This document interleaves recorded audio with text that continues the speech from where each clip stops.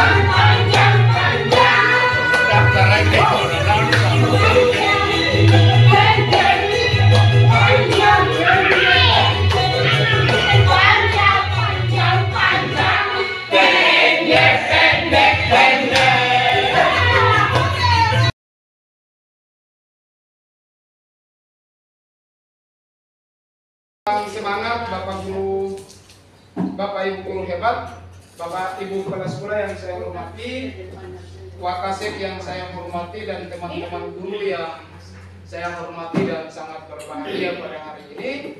Dan saya berterima kasih kita sudah melakukan test briefing dalam sebelum memulai materi kita sebagai gambaran bahwa ke depan nanti kita belajar di dalam kelas itu akan menggunakan hal yang seperti itu. Oke, tadi banyak pertanyaan tentang budaya positif dan ini juga akan menjawab pertanyaan-pertanyaan tadi. Yang pertama, saya mulai. Hari ini adalah materi yang saya sampaikan adalah budaya positif, penerapan pemahaman dan penyebaran pemahaman dan penerapan budaya positif di SMA Negeri 8 Tidore Kepulauan. Bersama saya Bang Udin Musa, guru penggerak calon guru penggerak angkatan 8 Kota Tidore Kepulauan, SMA Negeri 8. Konsep inti pada budaya positif Bapak Ibu, yang pertama adalah disiplin positif, yang kedua nilai-nilai kebijakan, yang ketiga teori motivasi, yang keempat hukum dan penghargaan, yang kelima keyakinan kelas, yang keenam kebutuhan dasar manusia, yang ketujuh posisi kontrol, dan yang terakhir adalah segitiga restitusi. Ini yang harus orang pahami untuk diterapkan di SMA Negeri 8. Yang pertama kita lihat tentang disiplin positif.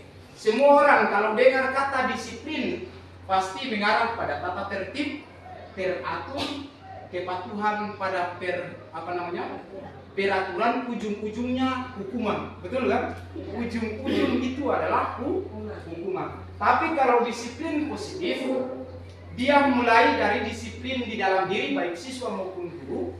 Terus yang ujung-ujungnya adalah motivasi internal. Motivasi internal itu adalah motivasi yang keluar di dalam diri kita sendiri. Kita menyadari tentang disiplin itu sendiri. Yang berikut tentang nilai kebajikan. Nilai kebajikan adalah sifat-sifat positif manusia yang merupakan tujuan mulia yang ingin dicapai setiap individu. Nilai kebajikan yang ada di sekolah tentu yang kita terapkan adalah profil pelajar Pancasila. Di kurikulum 2013 kita harus pahami tentang profil pelajar Pancasila. Ada 5 yang ada pada profil pelajar Pancasila. Yang pertama, beriman dan bertakwa kepada Tuhan Yang Maha Esa dan berakhlak mulia. Yang kedua adalah mandiri.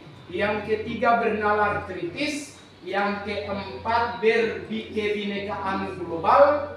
Yang kelima, gotong royong. Dan yang keenam ada kreatif. Ini yang ada pada profil pelajar Pancasila. Berikut tentang teori motivasi. Kita lewat dulu, nanti sebentar mungkin ada pertanyaan. Untuk teori motivasi, kita lihat dari Daniel Gosen tentang 3 motivasi perilaku manusia. Ini yang harus kita tahu dan kita pahami dalam proses belajar berdiferensiasi untuk melihat kemampuan peserta didik. Yang pertama adalah ada 3. Yang pertama untuk menghindari ketidaknyamanan atau hukuman. Orang kalau ketika melihat tadi disiplin tadi, dia melakukan sesuatu untuk dengan ketidaknyamanan atau dia menghindari tentang hukuman.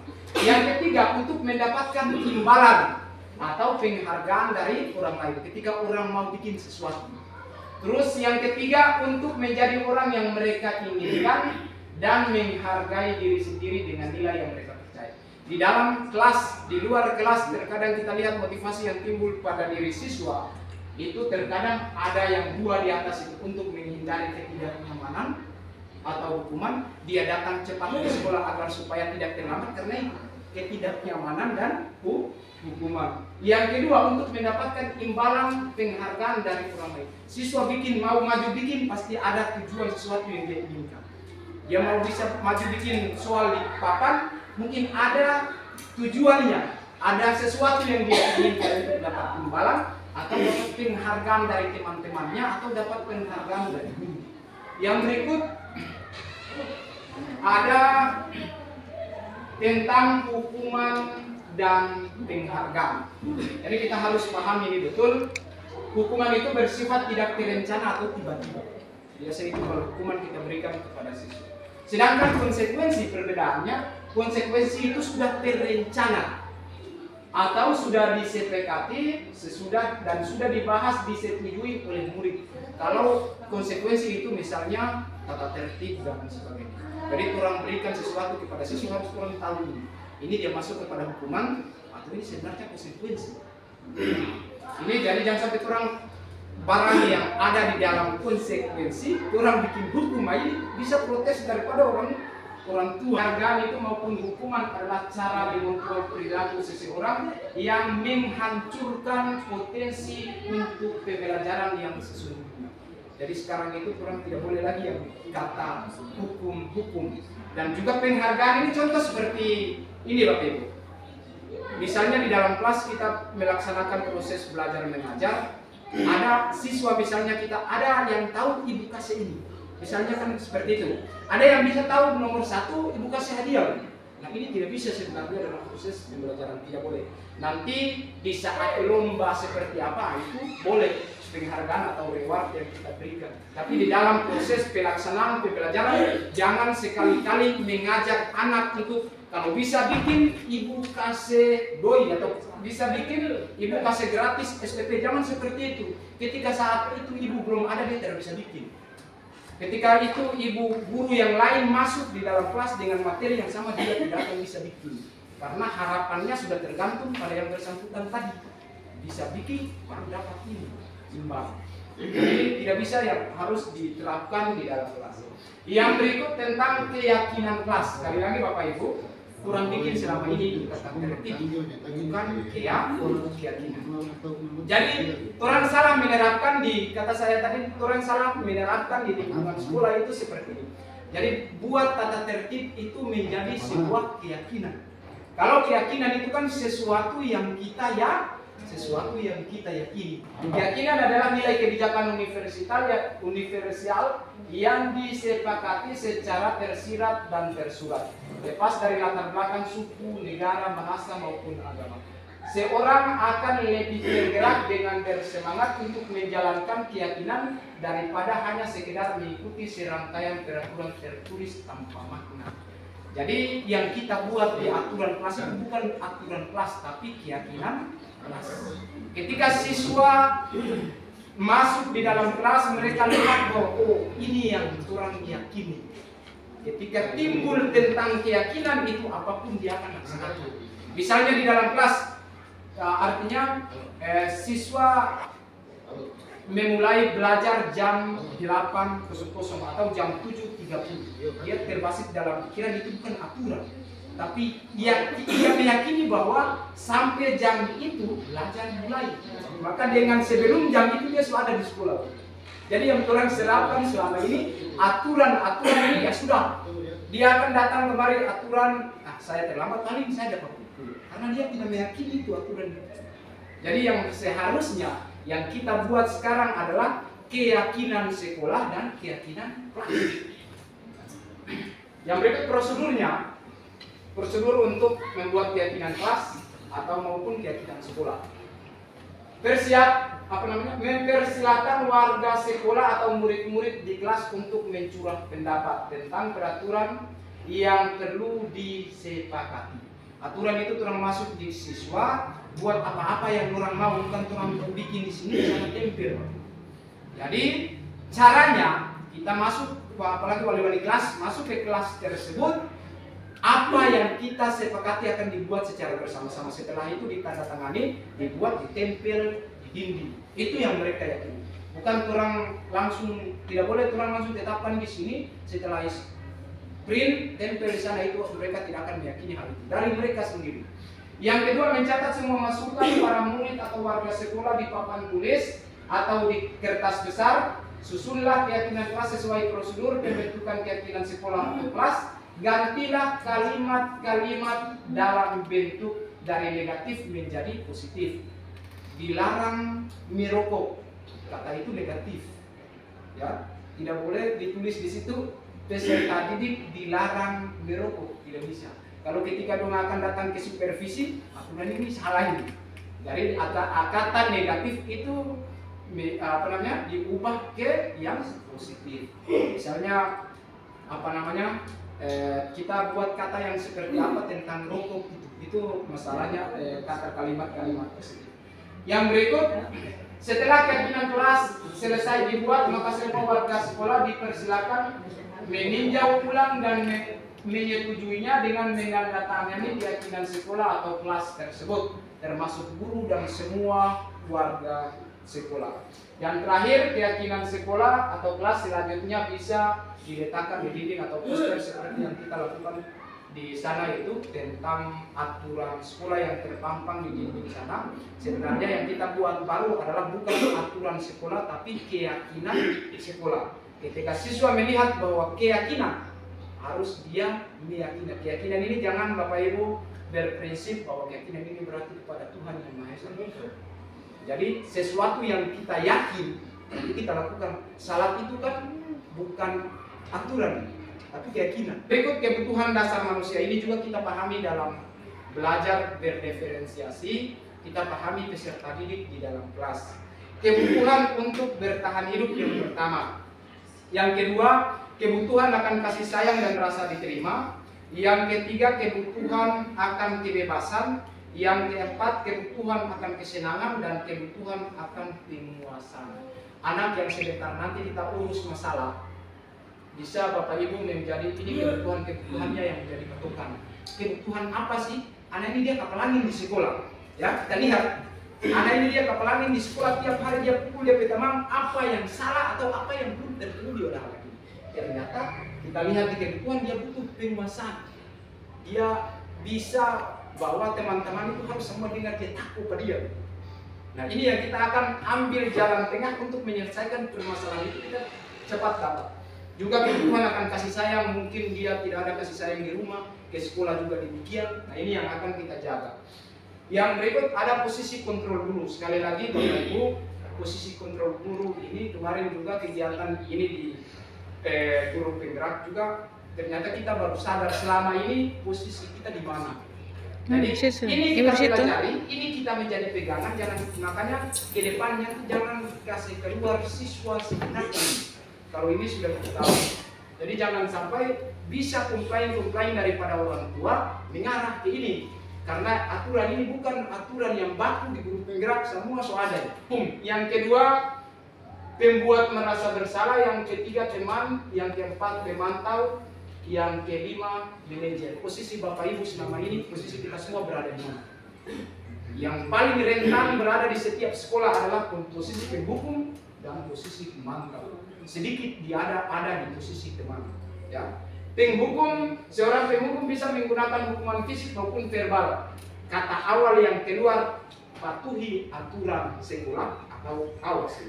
Seperti itu kan? Nah, kata-kata yang keluar, ya, patuhi aturan kelas, terlambat nggak dapat, besok terlambat nggak masuk. Itu adalah posisi semua sebagai hukum yang selama ini orang bikin di sekolah. Yang berikut ada pembuat merasa bersalah. Pembuat merasa bersalah akan menggunakan keheningan yang membuat orang lain merasa tidak nyaman, ya.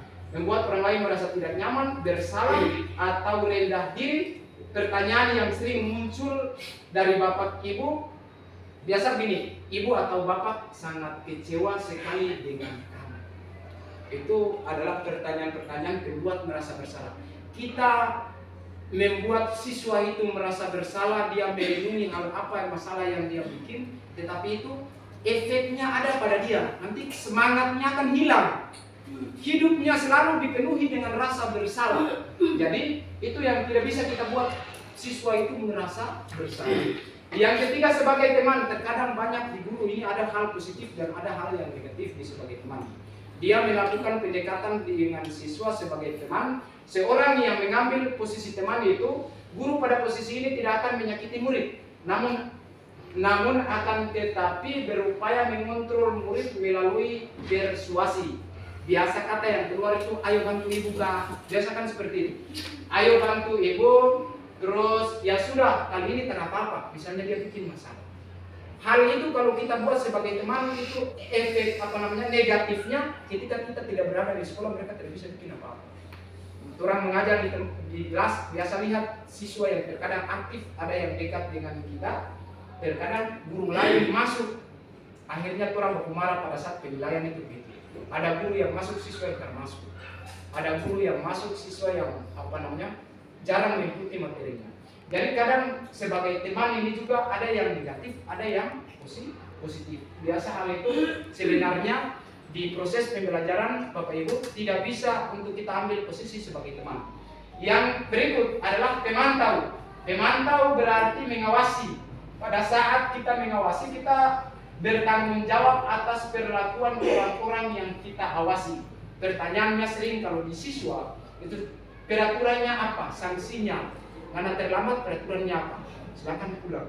Karena tidak masuk sanksinya apa, silakan pulang. Atau panggil orang tua.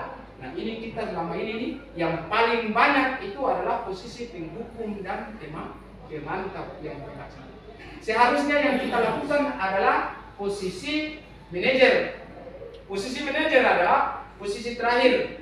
Manajer adalah posisi di mana guru berbuat sesuatu bersama murid, mempersilahkan murid mempertanggungjawabkan perilakunya, mendukung murid agar dapat menemukan solusi atas permasalahannya sendiri. Biasa pertanyaan yang timbul itu apa yang kita yakini.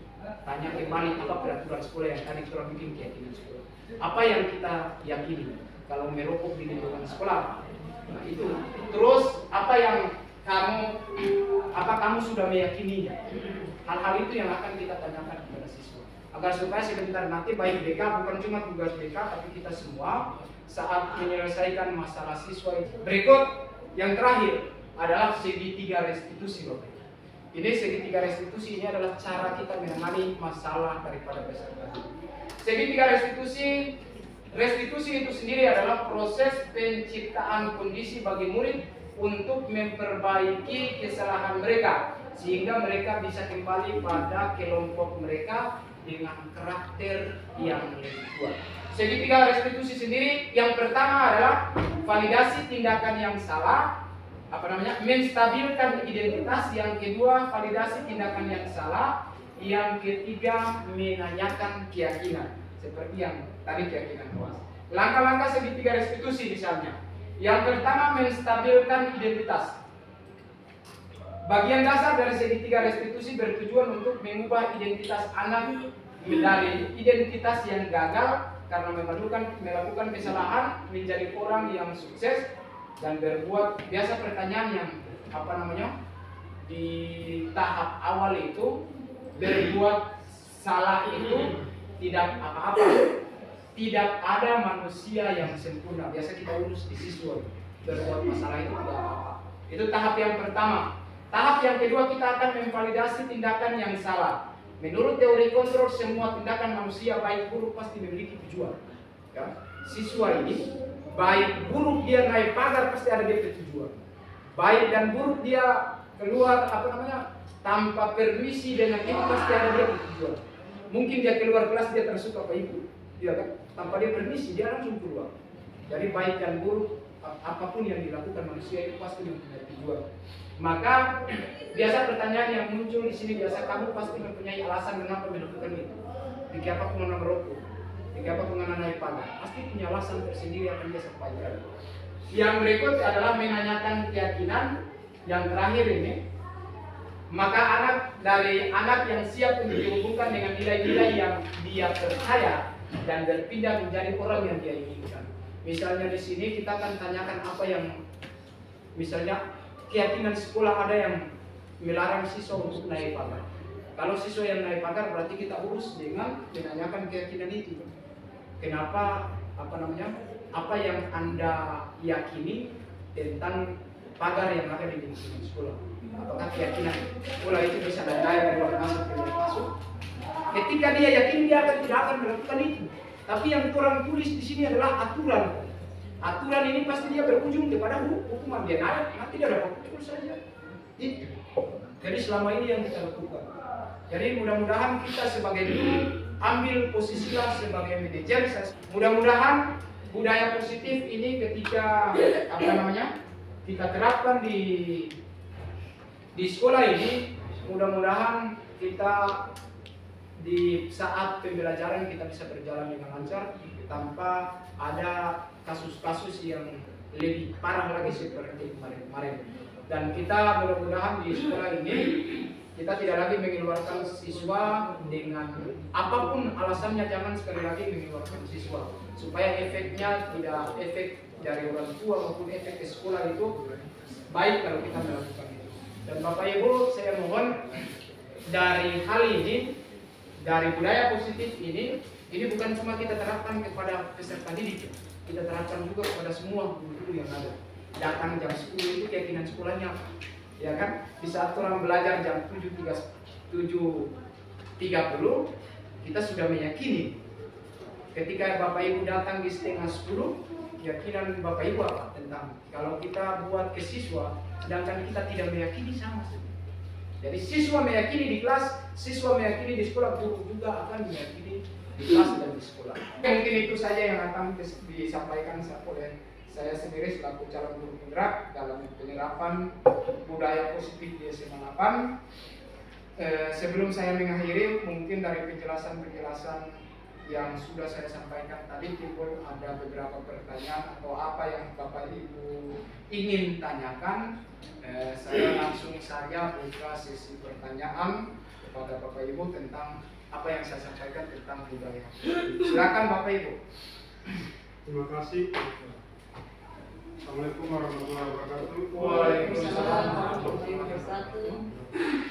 Menarik sekali apa yang disampaikan oleh Pak Udin tadi terkait dengan budaya positif yang akan kita terapkan. Semoga kita bisa menerapkan semua itu di sekolah ini dan kita bisa membuat budaya-budaya baik. Saya tertarik dengan salah satu konsep tadi tentang kita tidak bisa memberikan reward penghargaan kepada siswa dalam bentuk kalau Anda bisa bikin saya kasih ini, kalau Anda bisa bikin saya kasih ini. Padahal sebenarnya itu juga menurut saya itu lebih bagus ya.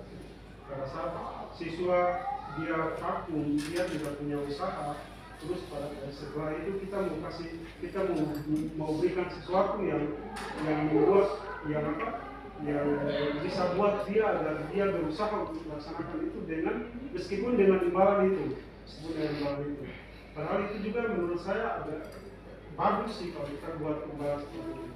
Tapi kalau dalam kurikulum merdeka itu tidak bisa berbuat seperti itu. Terus saya tanyakan bagaimana cara Kumir menerapkan Kumir itu dia menerapkan penghargaan kepada siswa dalam proses pembelajaran. Tadi Pak Udin bilang dilarang kasih hadiah, dilarang kasih permen, dilarang kasih doi, dilarang itu. Terus Umernya bagaimana penghargaan seperti apa yang harus dilakukan dalam kelas lokasi? Terima kasih atas pertanyaan yang diberikan oleh Pak Nasar, calon guru penggerak angkatan 10. Oke, tepuk tangan dulu. Jadi akhirnya bahwa dari prinsip teori dan sebagainya, ternyata pemberian reward atau pemberian hadiah kepada peserta didik itu efek terakhirnya tidak baik, ya. Efek terakhirnya tidak baik. Kenapa? Efeknya adalah ketika kita memberikan hari ini, kita memberikan materi hari ini, dia suka kepada mata pelajaran kimia, dia suka tentang Pak Nasar. Ketika memberikan materi ini, terus Pak Nasar selalu memberikan saat dia tidak bisa. Pak Nasar bikin contoh seperti dia bisa bikin, Pak Nasar kasih uang 50.000 atau kasih dia hadiah ini. Ketika Pak Nasar keluar, Ibu Ona masuk, ya, Ibu Ona masuk. Saat Ibu Ona materi, anak yang tadi tidak bisa bikin apa. Kalau Ibu Ona lagi tidak memahami tentang reward itu. Jadi ketergantungannya hanya pada Pak Nasar. Ketika Pak Nasar masuk, baru dia mulai semangat. Sebentar ini 50.000. Biasa kan begitu kan? Terbasit dalam hati, sebentar ini saya 50.000 sudah. Jadi penghargaan yang seperti itu dilarang dalam proses pembelajaran. Jadi kalau kita berikan, kecuali ada lomba di OSIS, ya, ada lomba tentang apa atau apa, itu bisa berikan penghargaan atau hadiah. Kalau masuk di dalam kelas, itu sebenarnya mematikan potensi yang ada pada diri itu sendiri. Mematikan potensi guru, mematikan juga potensi peserta. Kenapa? Guru hanya belajar tergantung di situ. Dia karena siswa kurang aktif, strateginya satu dia bayar, strateginya satu dia kasih bebas seperti itu. Nah, itu yang bahasa mematikan murid, mematikan juga kita sebagai guru. Sebentar ini saya materi ini pasti guru sulit, siswa sulit untuk memahami. Sebentar ada uang 5.000 di sini, gampang saja kasih bangkit, lego saja. Jadi orang tergantung di Pak Nasar. Ibu Ona masuk tidak bisa bikin apa-apa, Ibu Rasmi masuk tidak bisa bikin apa-apa. Makanya nilai yang muncul, nilai yang naik dilapor cuma mata pelajaran kimia, mata pelajaran biologi dia masuk. Bahkan Ibu Ona masuk dia keluar, tidak dapat dulu masuk. Kan modelnya seperti itu. Jadi sekali lagi jangan sekali-kali memberikan reward atau penghargaan di saat proses pembelajaran. Bisa Bapak Ibu? Bisa. Ada lagi pertanyaan? Iya, saya baik sebelumnya. Assalamualaikum warahmatullahi wabarakatuh. Waalaikumsalam. Mungkin yang cukup menarik apa yang disampaikan oleh Pak Bupati tadi.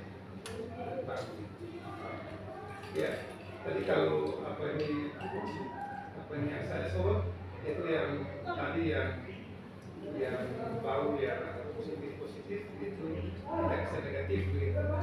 Ini nanti akan saya takut, ini nanti akan dia apa berdampak buruk gitu. Kayak misalnya di situ bahwa kita tulis misalnya di apa di tembok atau begitu apa yang dilarang merokok gitu. Itu kan negatif. Tapi kita bilang kayak kalau apa tidak boleh, kalau apa ini satu bungkus tidak boleh. Tapi kalau dia boleh satu batang boleh. Ya ini kan kayak mata misalnya apa ini apa tidak boleh membunuh tidak boleh. Tapi kalau cuma potong tangan satu boleh. Ini kan yang dia yang tak bisa tapi kita pakai sampai kasih bisa gitu. Ini apa yang kita takutkan ini apa jangan sampai dia kan apa berdampak gitu ya. Dari yang sebelumnya tak bisa kemudian kita mulai kasih bisa. Oh ini dia sebenarnya yang pertama sebenarnya karena ini dia yang begini.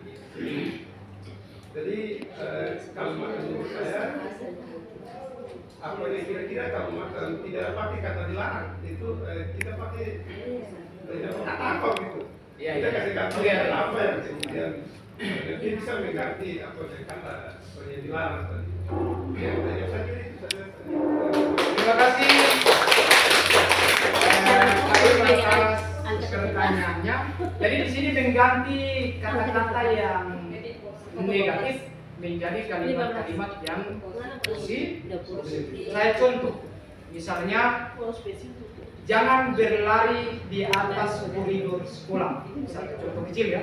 Kalau orang mengajar di dalam kan ada siswa yang ketinggalan atau berlari, sering kalau biasa SD gitu. Jangan berlari di atas koridor sekolah. Itu berarti masih terlihat seperti negatif. Berarti kita harus ganti dengan berjalanlah di atas koridor. Jangan berlari. Jadi ganti-ganti kata-kata, bukan berarti apa namanya kita membiasakan hal yang tidak bisa menjadi bisa tidak. Jadi orang ganti kalimat yang misalnya tidak bisa merokok, ya, atau dilarang merokok. Orang ganti kata seperti apa yang terlihat menarik, yang positif, yang tergambar bahwa tidak bisa merokok di sekolah. Seperti itu. Atau misalnya merokok merugikan kesehatan. Atau merokok, carilah kalimat-kalimat bisa, saya rasa Bapak Ibu bisa pahami. Wali kelas merokok di rumah saja. Jadi hal ini misalnya nanti kita pasang di apa namanya? Nanti kita pasang di depan sekolah sana, orang tua yang dia pahami tentang ini, dia masuk berarti dia sudah akan tahu bahwa sekolah ini dia sudah bisa menerapkan keyakinan sekolah. Nah, karena orang juga berpikir bahwa iya ternyata kalau ketika orang yakin sesuatu akan orang yakin. Kalau cuma aturan saja, datang jam 7 maka yang lain datang jam 10 lah, jam 8 karena tidak meyakini. Aturan saja ke atas paling dapat marah. Apa sih kita tanda tangan? Kan modelnya kan seperti ini. Kalau ketika kita meyakini, ya, kita meyakini hal itu bahwa ternyata di sekolah itu harus jam 7:30 belajar mulai. Semua guru dan siswa pasti sebelum jam 7 itu sudah berada di sekolah. Karena itu keyakinan dia, keyakinan individu. Ini yang akan kurang terapkan di sekolah ini. Bisa Bapak Ibu? Bisa. Ada lagi? Silakan. Bisa sini semua ya. Bisa.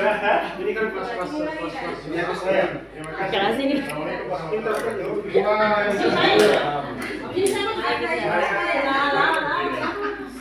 Sebagai guru penggerak, salam guru penggerak bahwa sebaiknya menerapkan budaya positif ini kan butuh kerjasama, ya kan?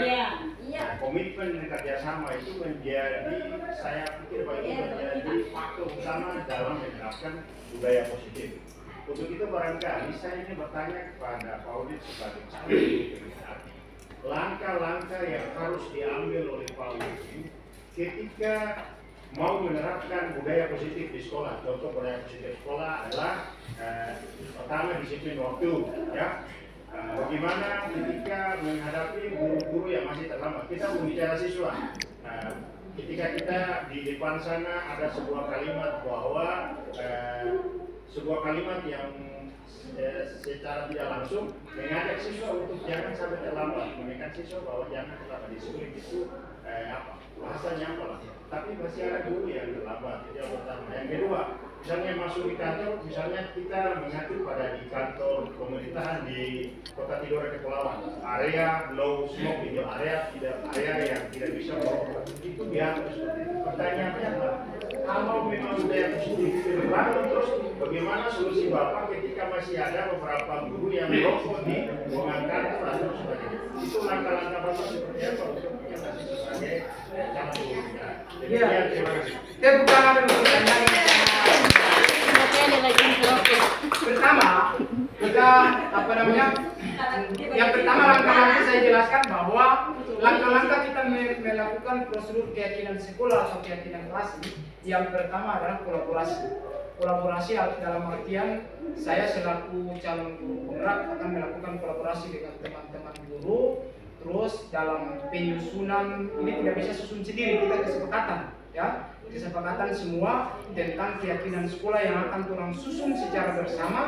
Setelah itu orang tanda tangani, bukan cuma tulis, ya, itu ditandatangani, dibuat dalam bentuk draft. Sebentar nanti ada langkah, kita sudah tanda tangan, ya. Ya, itu ditandatangani, setelah itu ditandatangani oleh kepala sekolah dan juga pengawas sekolah. Itu akan diterapkan. Itu melakukan kolaborasi dengan teman-teman guru, kepala sekolah untuk kita membicarakan ini, dan juga tentang ketika ada apa namanya, ada orang yang melanggar hal itu, ternyata tanyakan keyakinan dia, apakah dia meyakini tentang apa yang sudah kita susun secara bersama. Kalau dia melanggar, ada hal yang dinamakan dengan konsekuensi. Merokok 3 kali dapat, berarti apa konsekuensi yang diberikan? Ya, ada konsekuensi, tapi bukan hukuman Bapak Ibu ya. Jadi minimalisir kata hukuman dengan hanya memberikan sebagai konsekuensi aturan, yang konsekuensi itu aturan yang sudah menjadi kesepakatan bersama. Ya, jadi itu yang ketika ini diterapkan, mudah-mudahan sekolah kita ini bagus. Saya juga setuju.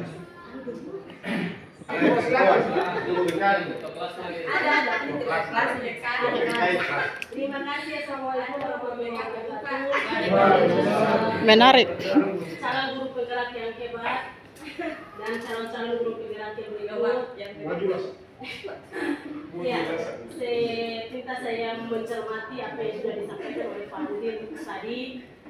Menurut pemikiran saya dan Ibu Susi berdiskusi kecil, dari sekian banyak teori yang disampaikan sama Bu Udin tadi, intinya sekarang ada action di lapangan.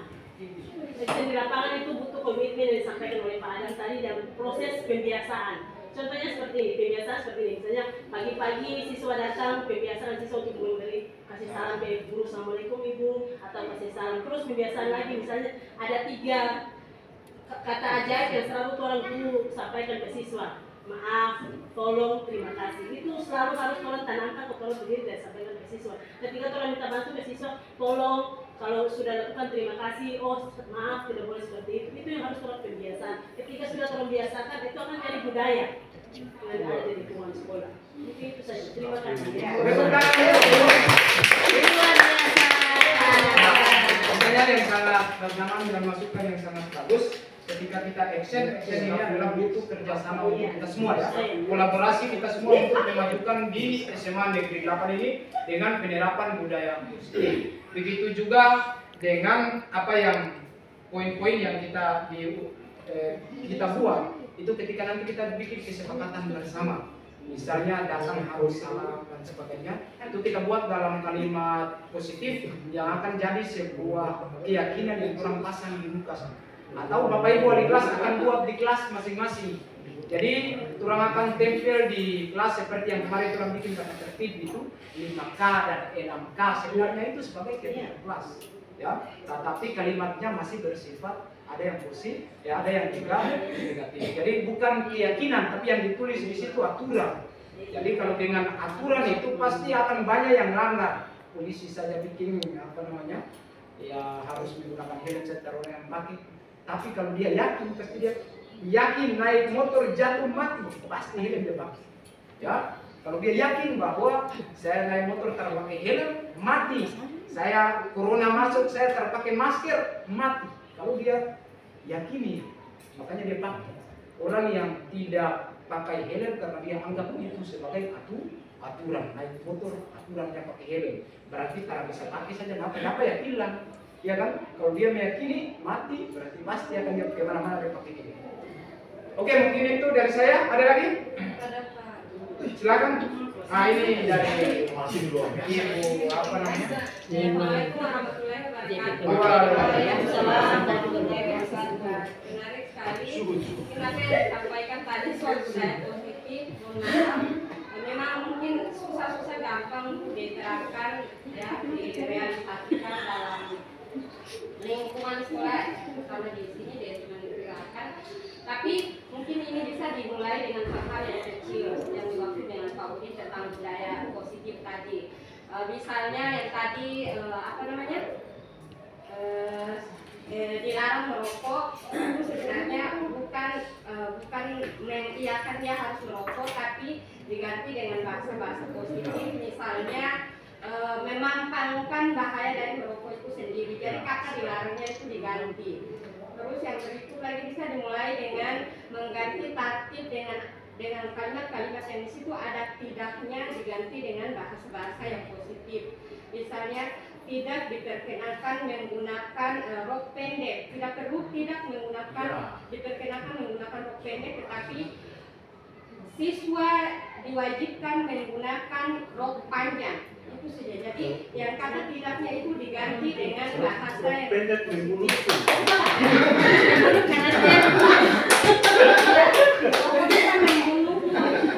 Pendek memulutku.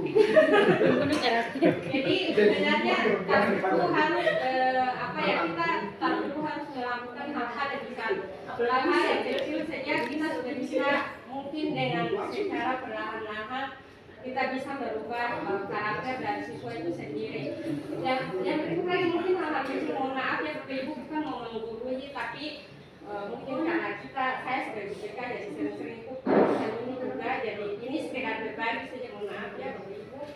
Jadi seperti ketika kita bel berbunyi terus anak-anak tak boleh ada yang di luar, itu sebenarnya kata-kata itu tidak perlu. Silakan ya anak-anak, silakan masuk ke kelas. Jadi kata tak boleh ada yang di luar, itu tak perlu diucapkan, tak perlu dibunyikan. Jadi yang positif saja, anak-anak silakan masuk ke kelas, itu yang dibunyikan. Berikutnya lagi apa? Mungkin ada penanganan seperti yang tadi disampaikan. Ya dasar anak pelajar, kita katakan saja dari anak yang baik seperti itu. Jadi maksudnya bahasa-bahasa positif yang kita dengarkan dari anak-anak sehingga lambat laun ini menjadi satu budaya dan bisa merubah karakter daripada siswa itu sendiri. Jadi itu saja, mohon maaf sekali lagi, terima kasih. Ya, terima kasih Bu Susi atas masukannya.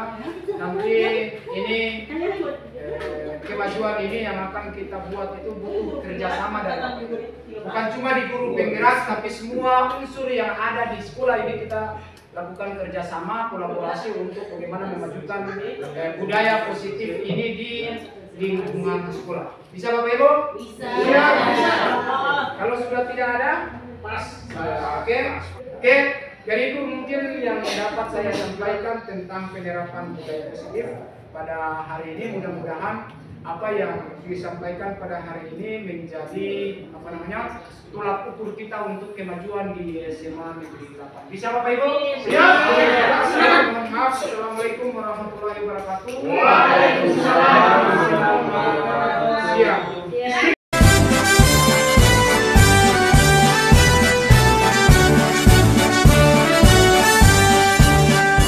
Bulatkan tekad, kuatkan hati, negeri ini memanggilmu kawan. Belajar bergerak berbagi untuk negeri, guru penggerak majukan pendidikan. Guru penggerak Apa kabar anak-anak? Sekali lagi sehat? Siap untuk menerima materi? Siap. Oke, terima kasih. Hari ini materi kita adalah bagaimana pembentukan keyakinan kelas di kelas 3 IPA 2. Ketua kelas hadir semua? Oke, semuanya hadir.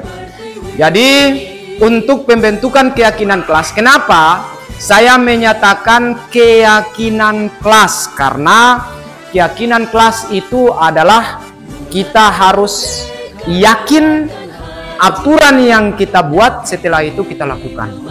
Beda dengan aturan, kalau aturan ini ujung-ujungnya adalah hukuman atau konsekuensi. Siapa yang tidak buat berarti dia akan menerima hukuman. Siapa yang tidak melakukan berarti konsekuensinya dia terima. Tapi kalau keyakinan kelas, kita buat keyakinan kelas untuk kita meyakininya, agar supaya setiap kita masuk di kelas ini kita sudah mengingat apa sih keyakinan kelas yang ada pada kelas 3 IPA 2. Setelah itu kita meyakini dan realisasi dalam kehidupan hari-hari di kelas maupun di sekolah. Oke, sekarang saya akan membagikan kertas ini kepada anak-anakku yang tercinta agar supaya bisa menuliskan satu keyakinan kelas. Tulis satu saja ya. Tulis satu saja keyakinan kelas yang menurut Anda bisa diterapkan di kelas ini. Sebentar nanti setelah ditulis satu persatu peserta didik bisa menempel keyakinan kelasnya di sini. Setelah selesai tulis, maju, tempel. Ini punya saya. Oke? Bisa? Bisa paham? Terus yang orang berikut lagi. Setelah selesai menulis keyakinan menurut Anda, berarti ditulis di sini. Kata negatif pun tidak apa-apa. Nanti sebentar kita rumuskan secara bersama untuk menjadi keyakinan ke kelas dengan mengubah kata yang negatif menjadi positif. Oke, sekarang saya bagikan satu persatu. Mulai dari sini.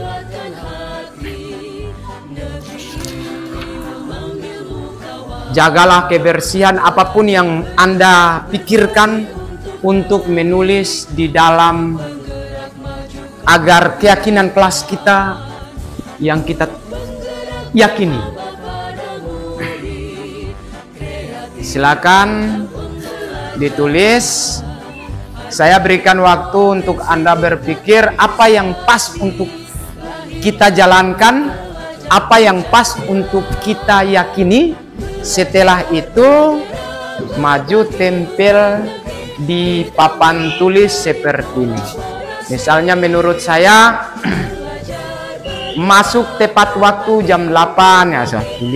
Tulis saja apa yang Anda pikirkan. Walaupun masih dalam tahap kalimat negatif, nanti kita rumuskan secara bersama-sama di sana. Yang penting tulis satu. Oke, yang menurut Anda ada saling menyayangi, saling terserah. Tempel, iya, sambung-sambung di sini.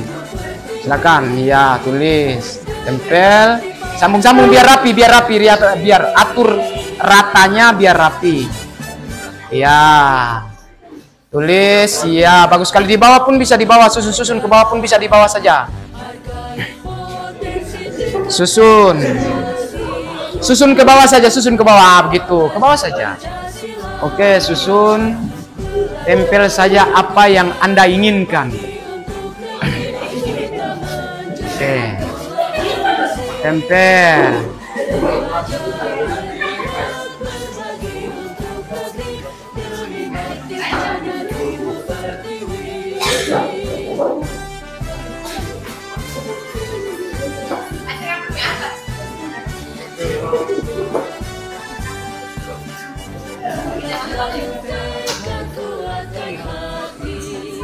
Semua sudah maju tempel di sini? Oke, tepuk tangan dulu.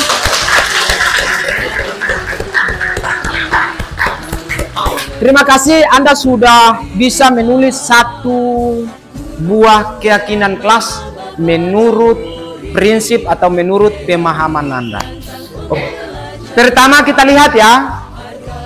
Ada beberapa, nanti akan saya lihat di sini mana yang sama kita gabungkan menjadi satu. Oke. Kalimat-kalimat yang sama di sini kita akan gabungkan jadi satu. Setelah itu kita susun menjadi keyakinan kelas.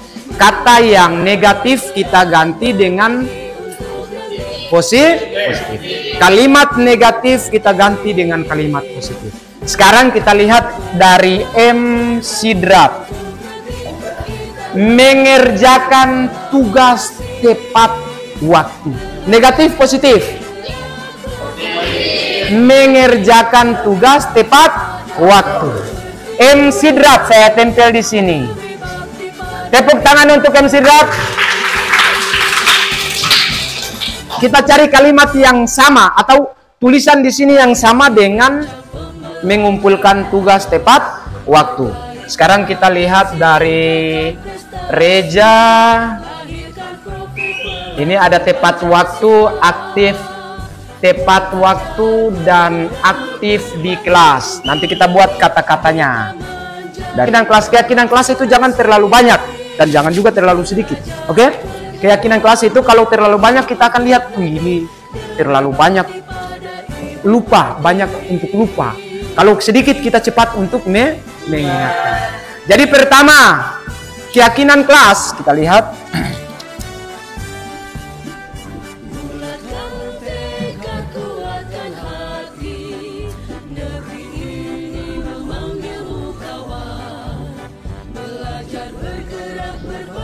Kelas 3 IPA IRA 2. Oke. Kelas 3, keyakinan kelas 3 IPA 2. Yang pertama. Oke, kita semua lihat.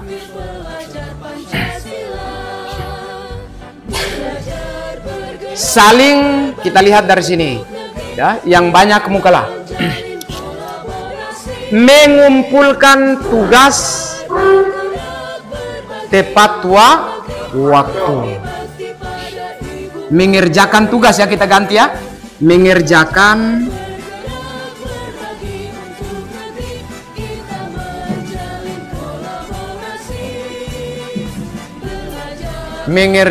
tugas tepat waktu.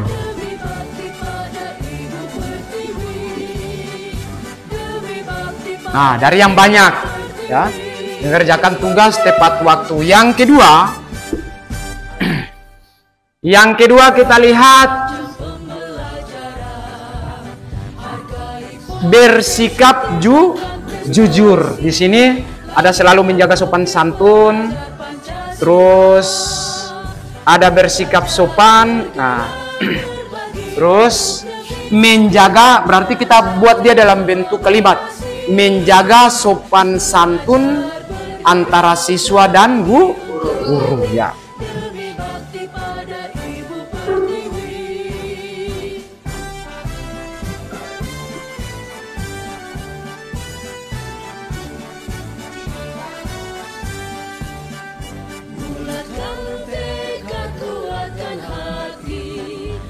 Kita sudah dapat merangkum 4 ya.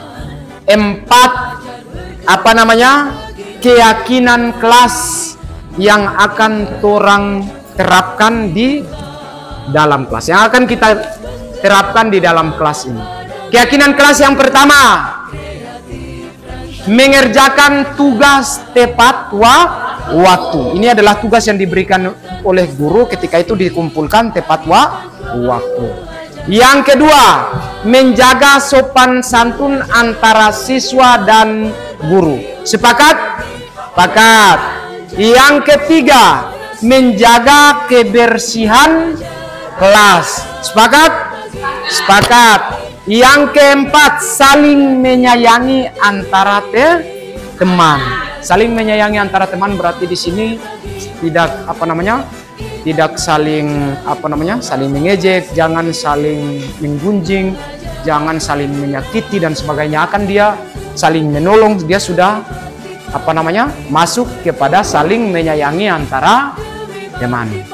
Oke, setelah sepakat, maka Anda harus menandatangani kesepakatan Anda di kertas ini. Datang bawa alat tulis Anda masing-masing ya. Silakan menandatangani keyakinan kelas.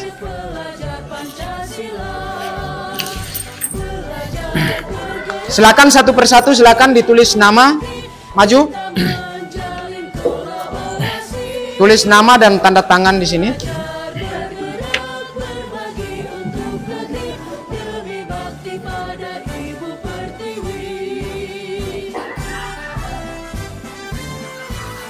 Tulis nomor dulu, nama, tanda tangan.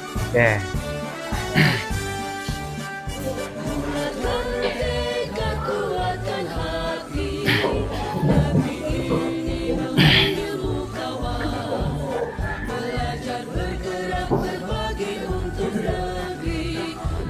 Tanda tangan.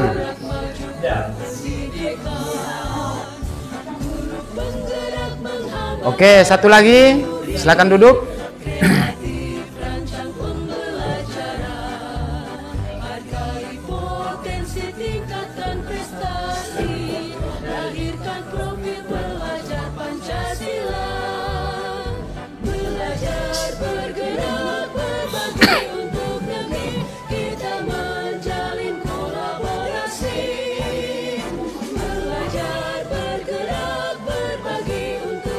Lagi, satu orang lagi.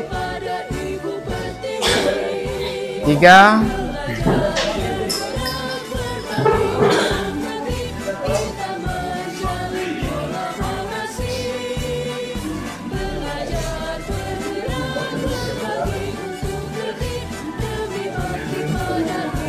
Oke, satu orang lagi maju. Ada pena di sini, silakan maju.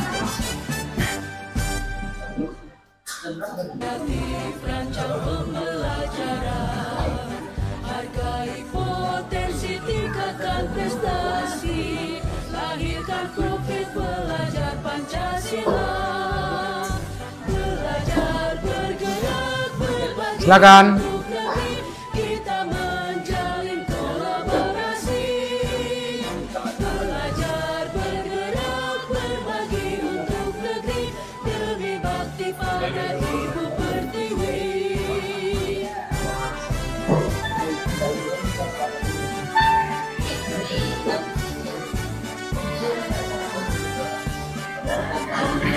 Silakan maju.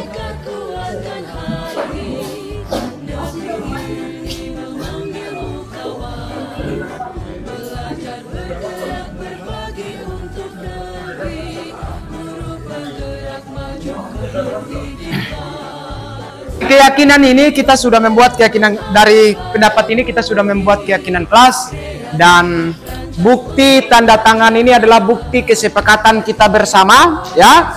Tepuk tangan dulu. Kesepakatan kita bersama untuk kelas 3 IPA 2. Itu saja yang dapat saya jelaskan pada hari ini dan menjadi sebuah kesepakatan bersama kita di dalam kelas 3 IPA 2. Saya akhiri. Assalamualaikum warahmatullahi wabarakatuh. Dan salam sejahtera untuk kita semua.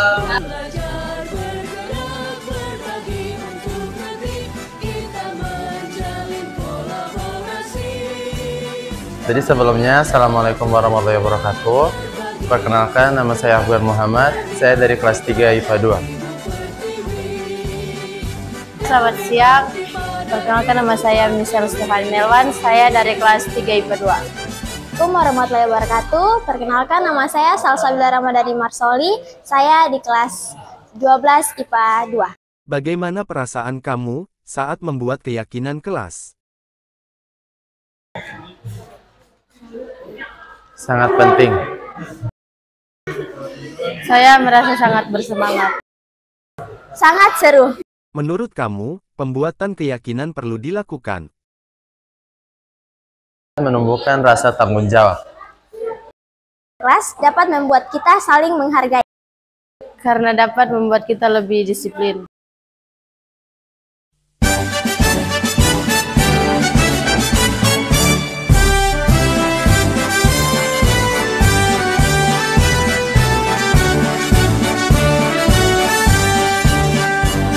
Bulatkan tekad, kuatkan hati, negeri ini